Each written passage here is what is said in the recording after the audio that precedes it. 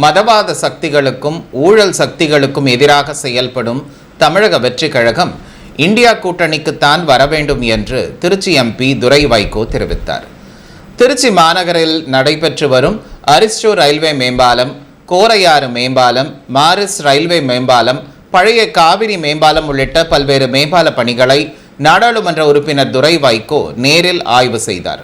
பிறகு செய்தியாளர்களிடம் பேசிய அவர், சென்னை, திருச்சி, மதுரை இடையேயான முக்கிய தேசிய நெடுஞ்சாலையில் அமைந்துள்ள காவிரி பாலத்தை புதுப்பிக்கும் பணிகள் வருகிற அக்டோபர் மாதம் 2வது வாரத்திற்குள் நிறைவடைந்து பாலம் மீண்டும் போக்குவரத்திற்கு திறக்கப்படும் என தெரிவித்தார். தாங்கள் ஒரு நல்ல நோக்கத்திற்காகத்தான் தமிழக வெற்றிக் கழகத்துடன் கூட்டணியில் இருப்பதாகவும் துரை வைகோ குறிப்பிட்டார். ஜாதி மத எல்லைகளை கடந்து பணநாயகத்தை தோற்கடித்து ஜனநாயகத்தை வெற்றி பெற வைத்த நம்முடைய அன்பு சகோதரர் ஜோசப் விஜய் அவர்களை ஆதரிக்க வேண்டும், ஆதரவு கொடுக்க வேண்டும். இந்த மாறுதல், இந்த மாற்றம் தொடர வேண்டும் என்பதற்காக தான் நாங்கள் மதிமுக நாங்கள் இந்த கூட்டணியில் சேர்ந்தோம்.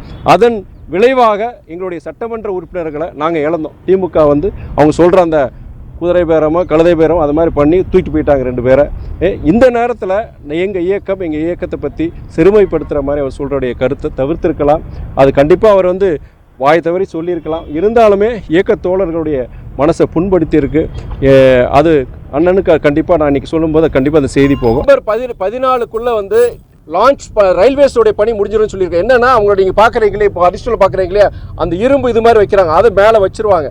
செப்டம்பர் 2வது வாரத்துக்குள்ளே வச்சுட்டானா அக்டோபர் இறுதிக்குள்ளே அங்கே இருக்கிற மாநகராட்சி தான் அதை இணைக்கிற அணுகு சாலையை மாநகராட்சி தான், நம்ம திருச்சி மாநகராட்சி தான் பணியில் எடுத்து செய்கிறாங்க. அவங்க இப்போ சைமல்டேனியஸாக அவங்களும் அந்த வேலைகள் பண்ணிகிட்டு இருக்காங்க, மாரிஸ் பாலத்தில் பண்ணிகிட்டு இருக்கிறாங்க. ஸோ அந்த ரயில்வே சம்பந்தமாக அந்த செப்டம்பர் 2வது வாரத்தில் இந்த பணியை முடிச்சிட்டானா அக்டோபர் இறுதிக்குள்ளே மொத்த ரயில்வே பணியும் சரி, அங்கே மாநகராட்சியுடைய அந்த அணுகு சாலை அதையும் இணைக்கிறதையும் முடிச்சிட்டானா நவம்பர் இதில் உங்களுக்கு முதல் வாரத்திலே மக்கள் பயன்பாட்டிற்கு மாரிஸ் ரயில்வே மேம்பாலம் வந்துருங்கிற இந்த நேரத்தில் சொல்லிடுறேன்.